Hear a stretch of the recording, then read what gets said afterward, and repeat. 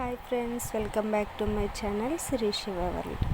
ఈరోజు అయితే నా 10 months బేబీ కోసం లంచ్ ప్రిపేర్ చేస్తున్నానండి. ఒక spoon rice, half spoon moong dal ఒక హాఫ్ అన్ అవర్ ముందు నానబెట్టుకొని ఉంచుకోవాలండి. వెజిటేబుల్ ఏదైనా పర్లేదు, పొటాటో, క్యారెట్, గ్రీన్ పీస్, ఏ వెజిటేబుల్ అయినా యూజ్ చేయొచ్చు బేబీకి డైజెషన్ చూసుకొని. వెజిటేబుల్ ఒకటి తీసుకొని మూంగ్ దాల్, రైస్, జీరా ఒక హాఫ్ స్పూన్ గీ వేసుకొని జీరా ఫ్రై చేసుకోవాలి. ఒకవేళ జీరా ప్లేస్లో జీరా పౌడర్ కూడా యూజ్ చేయొచ్చు. జీరా కొంచెం ఫ్రై అయిన తర్వాత వెజిటేబుల్ ఉంది కదండి, క్యారెట్, ఆ క్యారెట్ కూడా ఫ్రై చేసుకోవాలి కొంచెం కలర్ చేంజ్ అయ్యే వరకు. నార్మల్గా అయితే 1 year లోపు బేబీస్కి నో షుగర్, నో సాల్ట్ కాబట్టి ఈ రెసిపీలో అయితే సాల్ట్ యూజ్ చేయట్లేదు.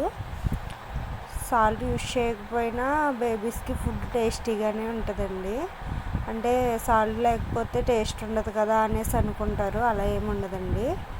కొంచెం క్యారెట్ ఫ్రై అయిన తర్వాత రైస్, మూంగ్ దాల్, వాటరు నానబెట్టింది ఉంది కదండి, అది వేసేసుకుని వాటర్ సరిపడినంత వేసుకొని కుక్కర్ విజిల్ పెట్టుకోవడమే.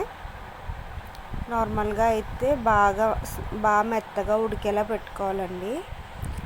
నార్మల్ 6 to 8 months బేబీస్కి అయితే బాగా సాలిడ్లో పెట్టుకోవచ్చు, 8 నుంచి సెమీ సాలిడ్గా పెట్టుకోవచ్చు. నేనైతే నార్మల్ చేత్తో మెదిపితే నలిగిపోయేలా తీసుకొని సెమీ సాలిడ్గా పెడతాను నా బేబీకి. ఇలా అయితే నాకు సరిపోద్ది. నేనైతే 8 విజిల్స్ వేయించానండి.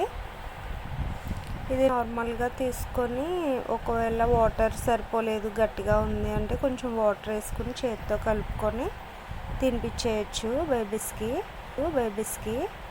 నా బేబీకి అయితే నేను ఇలానే పెడతానండి. శ్రీజ అయితే చాలా ఇష్టంగా తింటుంది, తనకి క్యారెట్ అంటే చాలా ఇష్టం. 1 year దాటిన బేబీస్కి అయితే సాల్ట్ మిక్స్ చేసి సేమ్ ఇదే ఫుడ్ పెట్టొచ్చండి. Please subscribe to my channel.